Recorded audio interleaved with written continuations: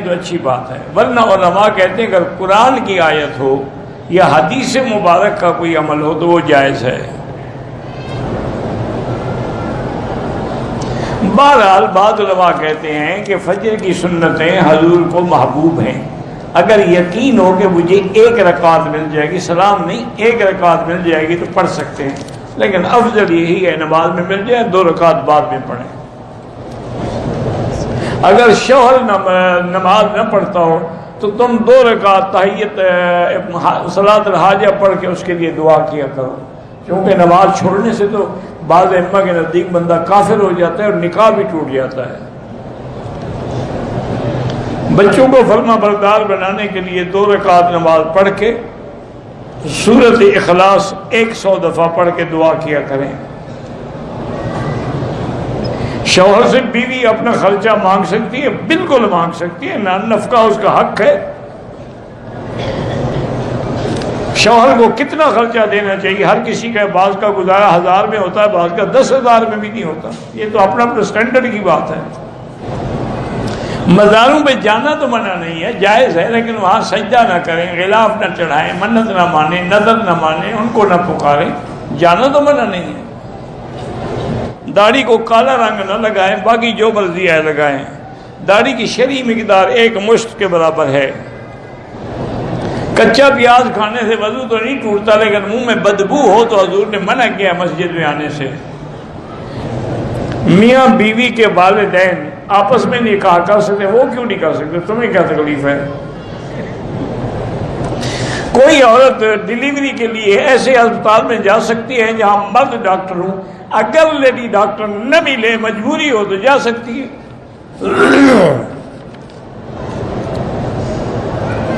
اسی طرح بیوی لیڈی ڈاکٹر نہ ہو تو مرد سے علاج بھی کرا سکتی ہے۔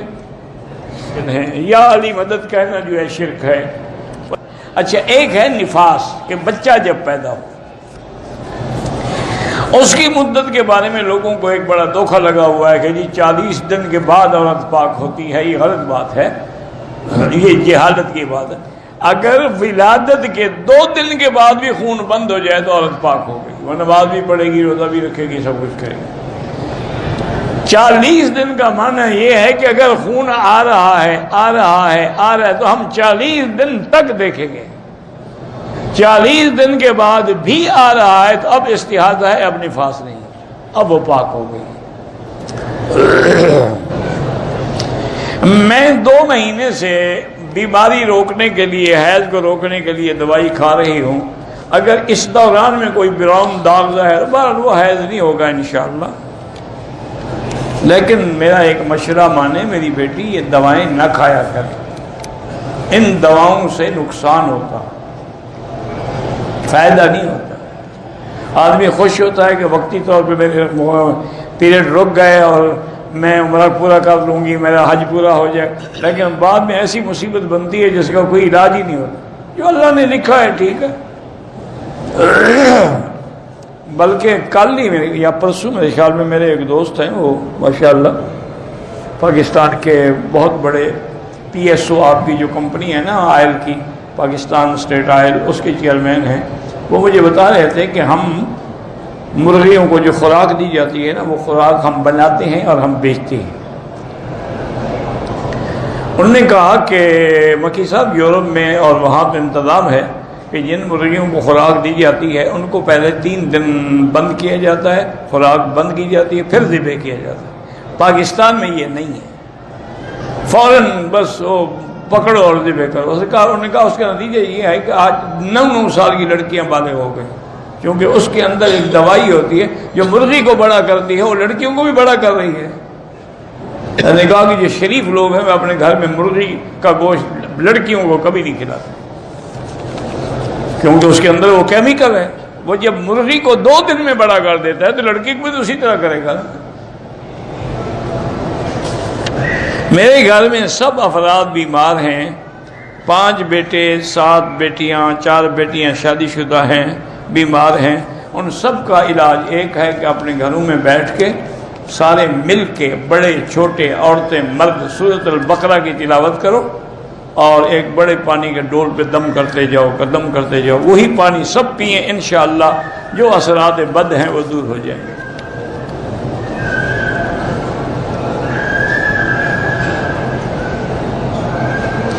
میری بیوی کو گردن اور پیٹھ میں درد ہوتا ہے، بڑے ہم نے ٹیسٹ بھی کرائے ہیں، علاج بھی کرایا ہے، تو اس سے کوئی فائدہ نہیں ہو۔ پہلے سب سے پہلی بات یہ کہ ٹیسٹ کون سے آپ نے کرا، آپ اس کی گردن کا MRI کرائیں۔ جب تک گردن کا MRI نہیں ہوگا اور کوئی اسپیشلسٹ نہیں دیکھے گا، فیصلہ نہیں ہو سکتا کیا تکلیف ہے۔ اور درد کے لیے سب سے بہتر علاج ہے کہ تھوڑا سا دار چینی کا پاؤڈر اور شہد میں ملا کے صبح شام 1 چمچ لے لیا کریں،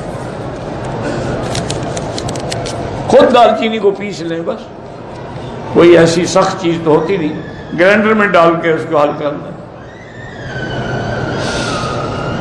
ایک بچہ ہے 3 سال کا، ایک 10 سال کا، ایک 4 سال کا، وہ کھاتے پیتے نہیں ہیں، ان کو ہر نماز کے بعد 7 دفعہ سورۃ فاتحہ پڑھ کے پانی پہ دم کر کے پلایا کریں، کیونکہ سورۃ فاتحہ جو ہے نا یہ شافی، ہر بیماری کی شفا ہے۔ کہتے ہیں کہ پاکستان میں ایک جماعت ہے اشاعت التوحید و سنہ کے نام سے، وہ اپنے علاوہ سب کو مشرک کہتے ہیں، اللہ ہدایت دے۔ بہرحال ان میں اچھے بھی ہیں، ایسے لوگ بھی ہیں جو متشدد ہیں، لیکن اللہ ان سب کو ہدایت دے۔ میں نے موبائل فون پر اپنی بیوی کو بدھ کے دن 1 طلاق دی، دوسرے بدھ کو دوسری طلاق دی، تیسرے بدھ کو تیسری طلاق دی، تو کام پکا ہو گیا، جان چھوٹی۔ اب تو کسی کے نزدیک بھی گنجائش نہیں ہے نا، یعنی جو علماء اہل حدیث کہتے ہیں کہ 3 ایک ہوتی ہیں، وہ بھی کہتے ہیں کہ اگر 3 ایک دفعہ میں دے، آپ نے ماشاءاللہ ہفتے کا وقفہ کر کے دی ہے، اب وہ کسی راستے میں حلال نہیں جب تک کہ وہ حلالہ نہ کرائے، کسی اور سے شادی کرے، اور حلالہ بھی کرائے والا نہ ہو 1 رات 2 رات کے لیے، اس پہ بھی حضور نے لعنت بھیجی، یعنی وہ باقاعدہ شادی کرے، اگلا چھوڑے یا مر جائے، پھر وہ عدت کے بعد پہلے شوہر سے رجوع کرنا چاہے تو کر لیں۔ اور حلالہ بھی یاد رکھیں اس وقت ہوتا ہے جب یہ عورت اسی شوہر کے پاس جانا چاہے، نہ جانا چاہے بات ختم۔ وہ خود مرنا چاہتی ہے کہ جیسے 3 گولیاں ماری ہیں اسی کے گھر میں پھر جاؤں گی، تو پھر دوسرے کے گھر میں جائے۔ امام کی تقلید ضروری ہے، تقلید کے بغیر گزارا ہی نہیں ہو سکتا۔ ابھی آپ نماز پڑھیں گے، امام کی تقلید کریں گے کہ نہیں کریں گے؟ جب امام کہے اللہ اکبر آپ کہیں گے اللہ اکبر، جب رکوع میں جائیں گے سجدے، تقلید تو کر رہے ہو، وہ تو 5 دفعہ اللہ نے ہمیں دن میں سکھائی ہے، پھر بھی نہ مانو تو اللہ ہدایت دے۔ وہ تقلید حرام ہے جو قرآن و سنت کے خلاف ہو، وہ تقلید شرک ہے جو جاہل بابا آپ کی تقلید کے اندر قبروں پہ سجدے کرے اور غیروں کو خدا سمجھے۔ میرے بیٹے کے رشتے کے لیے دعا کریں کہ اللہ کریں اچھی جگہ سورۃ الرحمن 3 دفعہ آپ بھی پڑھیں، وہ لڑکا بھی پڑھے، اس کی والدین بھی پڑھیں، اللہ سے دعا مانگیں، اللہ قادر ہیں، اچھی جگہ رشتہ ہو جائے گا۔ جب حضور پاک صلی اللہ علیہ وسلم کے روضہ مبارک پر سامنے کھڑے ہو کے صلاۃ و سلام پڑھتے ہیں، صحیح حدیث ہے، حضور نے فرمایا میں سنتا ہوں، اور ایک حدیث میں ہے فرمایا سنتا بھی ہوں اور جواب بھی دیتا ہوں۔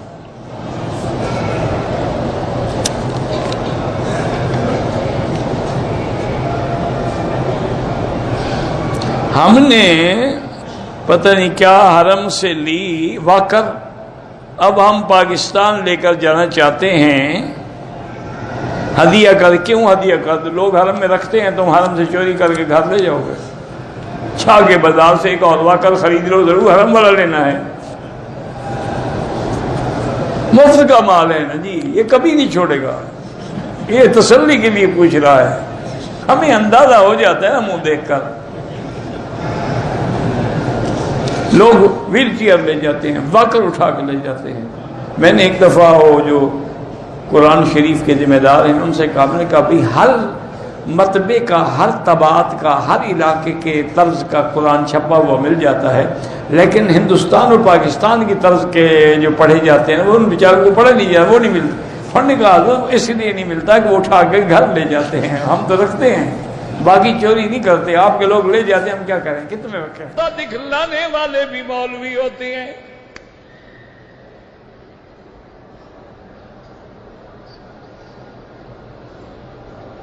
اب امام محمد نے سمجھ لیا کہ بھی جواب تو عقل سے دینا ہے، اب اگر میں علمی جواب دوں تو اس کے لیے تو بڑا وقت لگے گا نا، لیکن تمہارے لیے اب امام صاحب نے عقل سے جواب دیا۔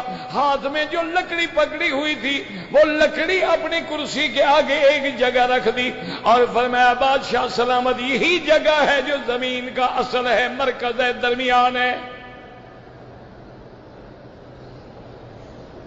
بادشاہ نے کہا امام صاحب کیا کہہ رہے ہو؟ اس نے کہا جی پیمائش کروا لے۔ نے کہا جناب اگر میں نے غلط کہا ہے تو پیمائش کروائیں۔ اب بادشاہ نے مولویوں کو دیکھا، ان کے چہرے بھی لٹک گئے کہ امام صاحب نے ہمیں پٹواری بنا دیا، کون کہا زمین اللہ کی کون پیمائش کرے؟ انہوں نے کہا اچھا اس سوال کو جانے دو، اب دوسرے سوال کا جواب دو۔ ویسے یاد رکھو کہ اللہ تبارک و تعالی نے جب زمین پیدا کی ہے، مسئلہ سمجھ لو شریعت کا، سب سے پہلے پانی تھا، زمین سے پہلے پانی تھا، وَكَانَ عَرْشُهُ عَلَى الْمَاءِ، پھر اللہ نے پانی کو حکم دیا، اب پانی گاڑھا ہوتا گیا ہوتا گیا ہوتا گیا ہوتا گیا اور کیچڑ کی شکل اختیار کر گیا۔ اس کے بعد اللہ تبارک و تعالی نے زمین کو حکم دیا، اور یاد رکھو سب سے پہلے جب اللہ نے زمین کو حکم دیا، جہاں اللہ کا کعبہ ہے یہی وہ زمین ہے جس نے جواب دیا تھا، اسی جگہ سے پھر اللہ نے زمین کو پھیلایا۔ یہ مرکز ہے، مرکز ہدایت بھی ہے، مرکز رحمت بھی ہے، مرکز اصلی بھی ہے، اور بقائے دنیا کا سبب بھی ہے۔ جب تک کعبہ قائم ہے دنیا قائم ہے، اور حضور نے فرمایا ایک وقت آئے گا گویا میں دیکھ رہا ہوں ایک کالے رنگ کا افریقہ کے علاقے کا بادشاہ ہوگا، باریک اس کی پنڈلیاں ہوں گی، سیاہ اس کا رنگ ہوگا، وہ اللہ کے کعبے کو توڑ کے پتھر پتھر علیحدہ کر دے گا، اور پھر اللہ تبارک و تعالیٰ کی قیامت کا وقت آ جائے گا۔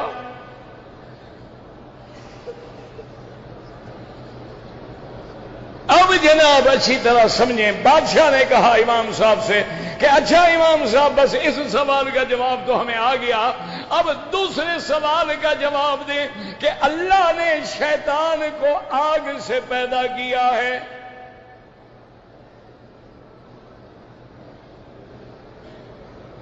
اسی لیے یہ مولوی برادری جو ہے نا ہماری، دعا کرو اللہ ان کو پٹڑی پہ رکھے، دعا کیا کرو۔ اور میرا ایمان ہے کعبے میں اگر مولوی اور پیر ٹھیک ہو جائے دنیا میں کوئی گمراہ نہیں ہوگا۔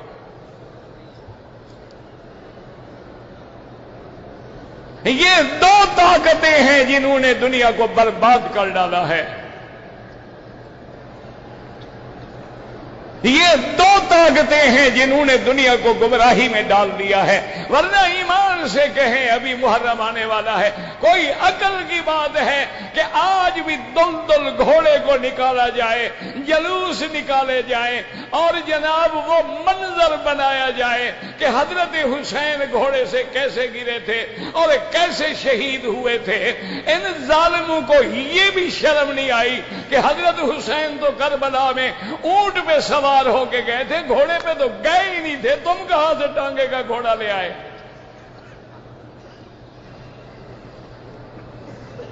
لیکن نہیں جناب، ہماری بہنیں بیٹیاں ماشاءاللہ گھوڑے کو ہاتھ لگا رہی